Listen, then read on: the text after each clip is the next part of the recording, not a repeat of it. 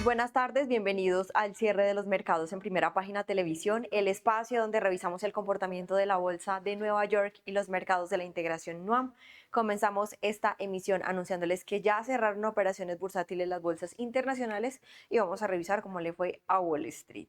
Por el momento, el Dow Jones y el Standard Poor's operaban con ganancias el viernes, última jornada bursátil de junio, impulsado por el fuerte repunte de Amazon tras publicar los resultados mejores a los esperados. Es así entonces como el Dow Jones finalizó con un aumento de más de 200 puntos, un 0,53% en 52.485 puntos. Por su parte, el Nasdaq avanzó en la jornada y el Standard Poor's 500 también tuvo una ganancia del 0,70% y el Nasdaq pues ganaba 0,1% mientras los inversionistas evaluaban el impacto de los reportes corporativos y el comportamiento de los rendimientos de los bonos del Tesoro.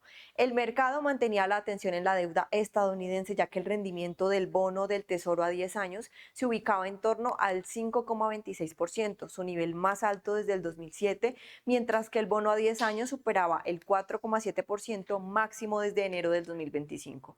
Los inversionistas han mostrado preocupación por la capacidad de la Reserva Federal para contener la inflación en un contexto de tensiones geopolíticas y precios de petróleo elevados. Amazon se disparaba 15% después de reportar ingresos del segundo trimestre superiores a las expectativas, impulsados por el sólido desempeño de su negocio de computación en la nube, reforzando la confianza en el gasto en inteligencia artificial. En contraste, Apple caía más del 9% pese a superar las proyecciones de ingresos debido a que su negocio de servicios no alcanzó las expectativas del mercado. El sector de semiconductores también contribuía el avance de la jornada. El ETF iShares Semiconductor subía más del 1% apoyado por la ganancia de Micron y AMD, dando continuidad al fuerte repunte registrado el jueves cuando Microsoft impulsó al sector tras presentar resultados sólidos en la nube de azufre. Pese a la volatilidad de la semana, los principales índices se encaminaban a cerrar el periodo en terreno positivo. El Dow Jones acumulaba ganancias cercanas al 0,9%, mientras que el Nasdaq avanzaba alrededor del 1,2%. Sin embargo, en el balance del mes, al Standard Poor's 500 y el Nasdaq apuntaban a terminar el mes con pérdidas, mientras el Dow Jones mantenía un avance marginal. Tras revisar esta información, veamos cómo cerraron los mercados de la integración NUAM.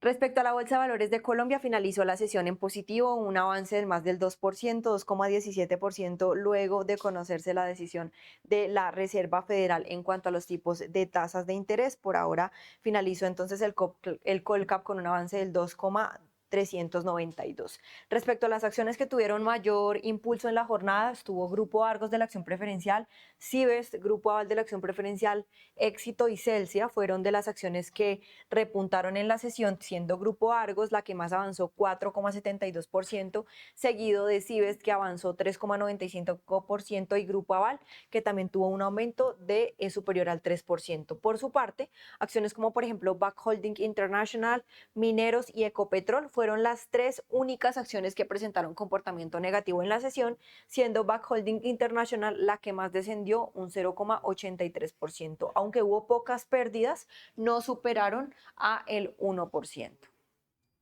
En noticias del mercado colombiano, Banco Itaú elevó su proyección de inflación y estima que el índice de precios al consumidor cerrará 2026 en 7,5% por debajo de la mediana de los analistas del Banco de la República, que prevén un 6,6%. La entidad considera que la inflación continuará aumentando en los próximos meses, impulsada por mayores precios de la energía y alimentos asociados al fenómeno del Niño, y antes de iniciar un descenso gradual. El informe recuerda que la inflación anual se ubicó en 6,14% en junio, su nivel más alto desde agosto del 2024, mientras que la inflación total avanzó 0,39% mensual y la subyacente un 0,29%.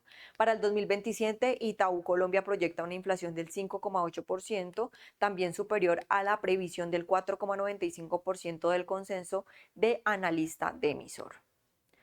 La Bolsa de Valores de Colombia informó que el mercado de capitales mantuvo su dinamismo durante el primer semestre del 2026, impulsado por una mayor liquidez y participación de los inversionistas. El volumen promedio diario de negociación en renta variable creció 81% frente al 2025, mientras que la negociación en el mercado secundario y de fondeo de renta fija aumentó 36% y los derivados estandarizados registraron un avance del 20%. En el mercado accionario, el MSCI Colcap subió 9,72% en moneda local y 20,40% en dólares con Ecopetrol, ISA, Éxito, preferencial de Grupo Aval y preferencial de Grupo Sivest entre las acciones de mejor desempeño. En renta fija, las operaciones simultáneas alcanzaron un máximo histórico de 5,99 billones de pesos diarios, mientras que el volumen promedio diario de los derivados llegó a 1,26 billones de pesos, impulsado principalmente por los instrumentos referenciados a tasas de interés.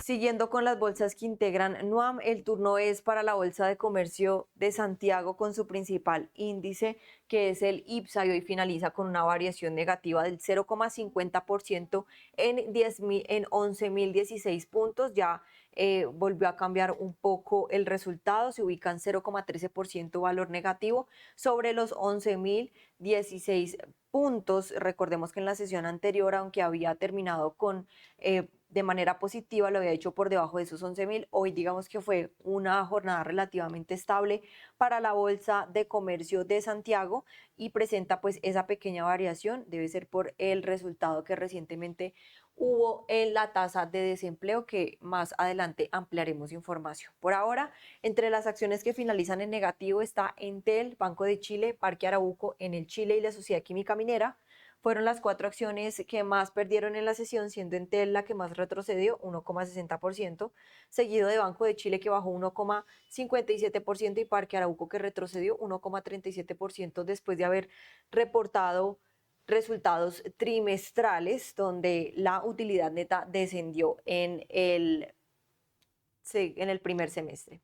Así las cosas, en el lado contrario, respecto a las acciones que avanzaron en la ascensión, se encuentra Empresa CMPC, Mallplaza, Colbún e Inversiones Aguas Metropolitanas.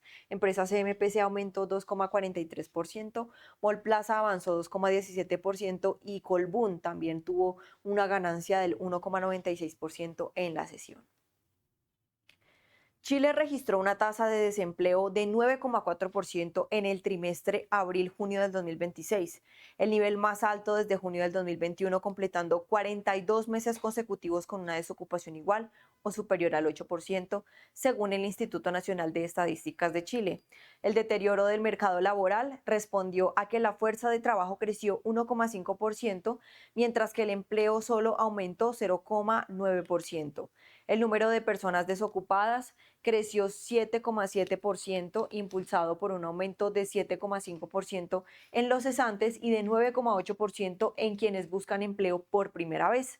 La tasa de desocupación informal subió 27%, mientras que el desempleo femenino alcanzó 10,4% y el masculino 8,7%. Los sectores que más contribuyeron a la creación del empleo fueron transporte, servicios administrativos y de apoyo y actividades de salud.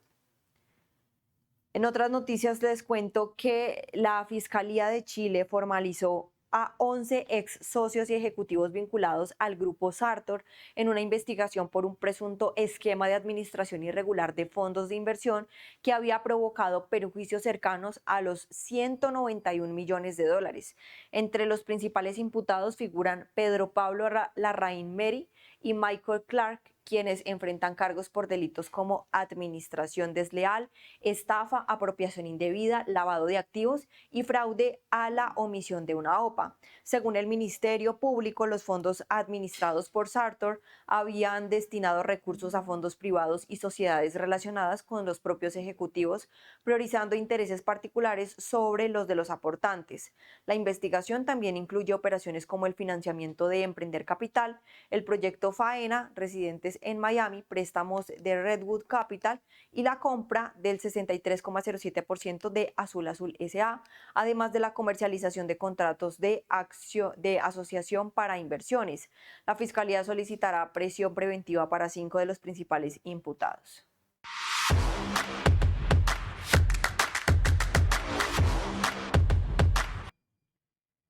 Y ya para finalizar con NUAM, la Bolsa de Valores de Lima presenta una variación negativa en la sesión de hoy del 0,11% en su principal índice, con un valor de 57.955. Por su parte, el índice SELEC finaliza con caídas 0,17% en 1.530 puntos.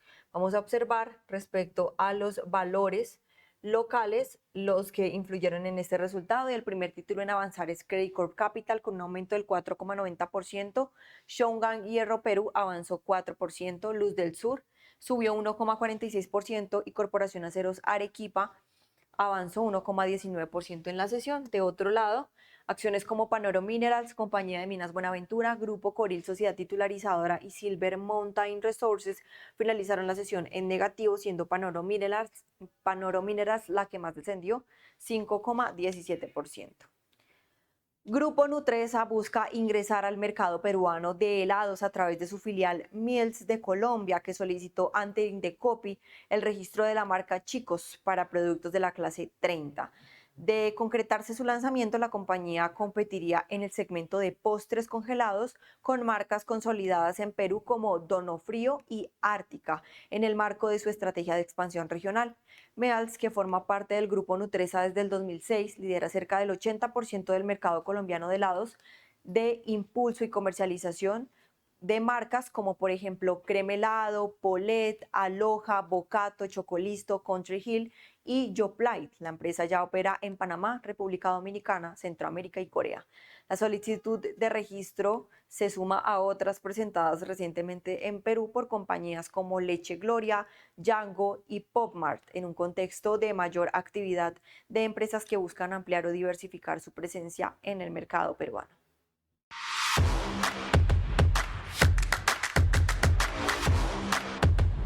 Luego de revisar el desempeño de las bolsas de la región, ahora ponemos la mirada en Venezuela para observar que el índice bursátil de Caracas finalizó la sesión de manera negativa con 0,37% en 5.110 puntos, y por su parte los otros índices que la componen, es decir, el financiero y el industrial, finalizaron de manera mixta. El financiero con un avance del 0,83%, mientras que el industrial perdió 1,04% en la sesión. Chile y Venezuela acordaron reanudar sus relaciones bilaterales tras 2 años de suspensión, iniciando un proceso de normalización que comenzará con la reactivación de los servicios consulares. La decisión fue oficializada mediante una declaración conjunta de ambas cancillerías con el objetivo de restablecer progresivamente los vínculos diplomáticos y fortalecer la cooperación en materias de seguridad, migración y desarrollo económico. El presidente de Chile, José Antonio Kast, destacó la disposición de la presidenta encargada de Venezuela, Delcy Rodríguez, para concretar el acuerdo. Y por su parte, el canciller Francisco Pérez explicó que la reactivación consular beneficia a cerca de 700.000 venezolanos residentes en Chile y a unos 25.000 chilenos que viven en Venezuela. El proceso estará basado en el diálogo, la reciprocidad, el respeto mutuo y el cumplimiento del derecho internacional. Muchísimas gracias a nuestros televidentes por acompañarnos en esta emisión de Primera Página al canal de los negocios. Nos vemos en una próxima oportunidad y los dejo entonces con la decisión de tasas que recientemente tomó el Banco de la República aquí en Colombia. Muchas gracias. Voy a dar lectura a los dos comunicados. Como dijo Milena, tenemos en esta oportunidad dos temas distintos y por lo tanto dos comunicados separados. El primero es el siguiente. La Junta Directiva del Banco de la República decidió por mayoría mantener inalterada la tasa de interés de política monetaria en 12%.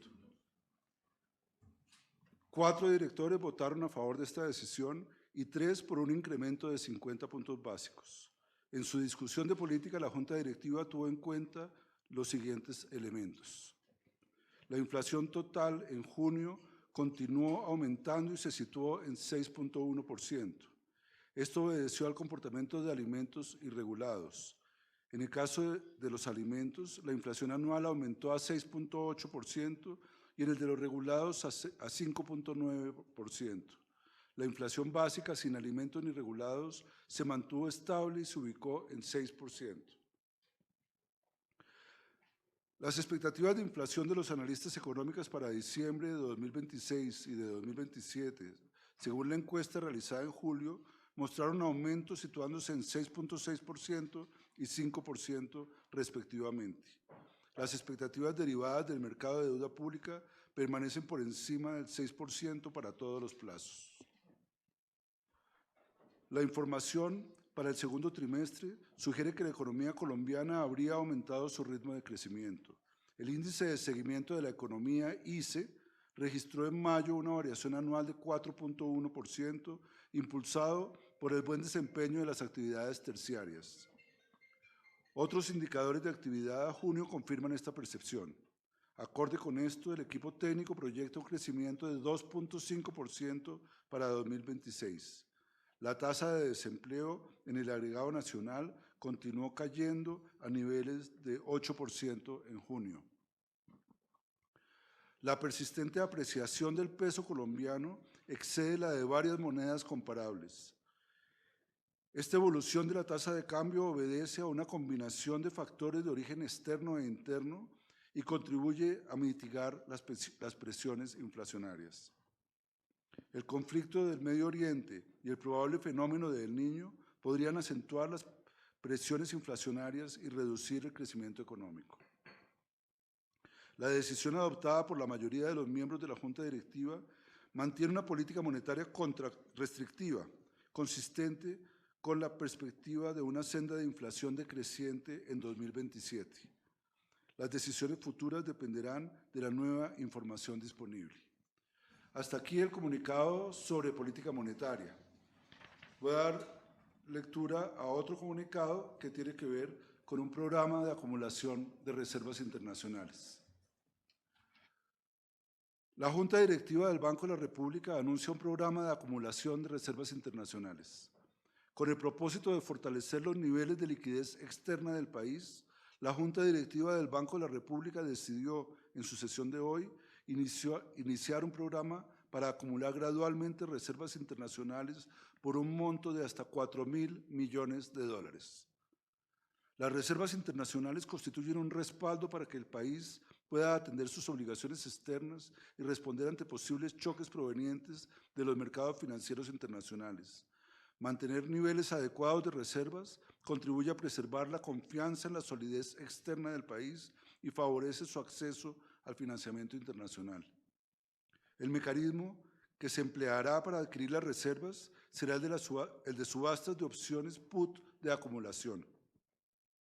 Estas opciones podrán ejercerse únicamente cuando la tasa representativa del mercado, la TRM, se ubique por debajo de su promedio móvil de los 20 días hábiles anteriores. Este mecanismo fue implementado satisfactoriamente por el Banco de la República en 2024 y permitió cumplir el objetivo del programa de acumular reservas internacionales por cerca de $1.500 millones en esa ocasión. Las subastas de opciones se realizarán mensualmente y su monto se anunciará cuando se realice su convocatoria. Los participantes pagarán una prima que se fijará a través del mecanismo de subasta de precio único. El precio del ejercicio de las opciones será la TRM vigente del día en que se realice el ejercicio. El programa tiene un objetivo de acumulación de reservas internacionales y es de carácter preventivo. Adicionalmente, el programa es compatible con la postura de política monetaria. El Banco de la República utilizará los instrumentos necesarios para asegurar que la tasa de interés de corto plazo de la economía sea coherente con la tasa de interés de intervención establecida por la Junta. La convocatoria para la primera subasta se publicará hoy, 21 de julio de 2026. La subasta se realizará el 3 de agosto de 2026. Tendrá un cupo de hasta $400 millones y las opciones adjudicadas podrán ejercerse entre el 4 y el 31 de agosto de 2026, siempre que se cumpla con la condición establecida. La regulación aplicable a estas operaciones se encuentra en una circular reglamentaria que está publicada a partir de este momento en la página web. Estos son los dos comunicados. Yo quiero, aparte de estos dos comunicados, mencionar que hoy es el último día de reuniones de la Junta con el ministro Ávila. Quiero agradecer la colaboración que tuvimos con él. Como es bien sabido, hubo diferencias en algunos momentos, pero siempre con la cordialidad debida y el respeto que prevaleció entre las instituciones y personalmente, en mi caso, con el ministro Ávila, a quien le quiero expresar el aprecio y los mejores deseos para el futuro. Bueno, muy buenas tardes. En primer lugar, manifestar que recibo con agradecimiento las palabras del doctor Villar. Hoy fue la última reunión en la que el Ministerio de Hacienda del Gobierno del Cambio participó en la Junta Directiva del Banco de la República, en un escenario en el cual fue conocido por el país las diferentes opiniones y visiones que manejábamos, pero también, tal vez no tan conocido y no tan visto, pero hubo un escenario permanente de respeto y de cordialidad también en muchos casos, que nos permitió trabajar conjuntamente y tomar decisiones conjuntamente sobre los temas de política monetaria y sobre los temas relacionados con las tasas de interés de referencia del Banco de la República. Por eso reitero mi agradecimiento a usted, doctor Villar, y a los demás miembros de la Junta, con quienes tuvimos una grata posibilidad de compartir.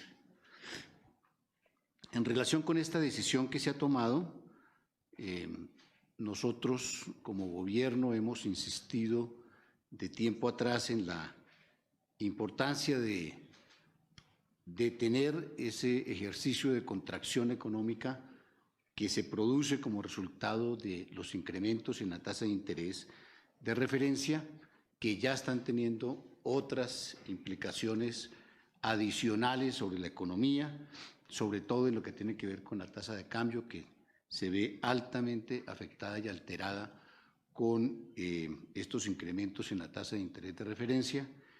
Igualmente,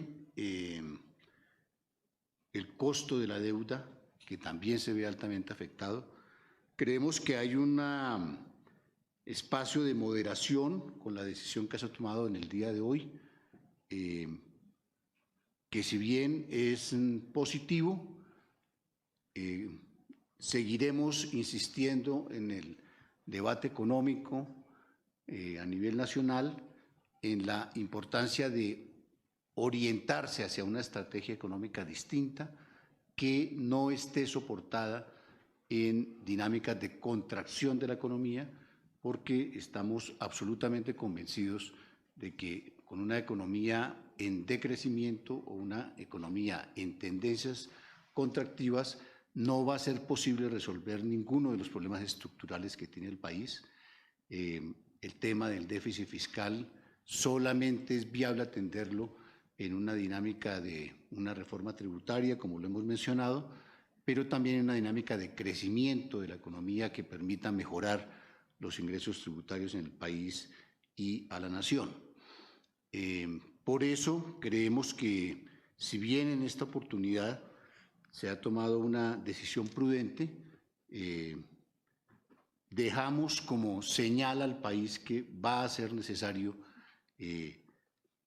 mantener un esfuerzo de reducción de las tasas de interés si no queremos tener unas consecuencias recesivas significativas en el país. Saludamos que esta decisión se haya tomado. Nosotros planteamos que era conveniente bajar 50 puntos básicos la tasa de interés para neutralizar una parte del efecto contractivo que se ha producido con los incrementos hasta ahora establecidos. Sin embargo, pues la reflexión llevó a un acuerdo de una mayoría que tomó la decisión de mantener la tasa de interés. Entonces, con esto manifiesto nuestra opinión, nuestra visión sobre la situación y dejar un saludo para todos los miembros de la Junta Directiva y el equipo de trabajo del Banco de la República, con quienes hemos tenido múltiples espacios y escenarios de intercambio.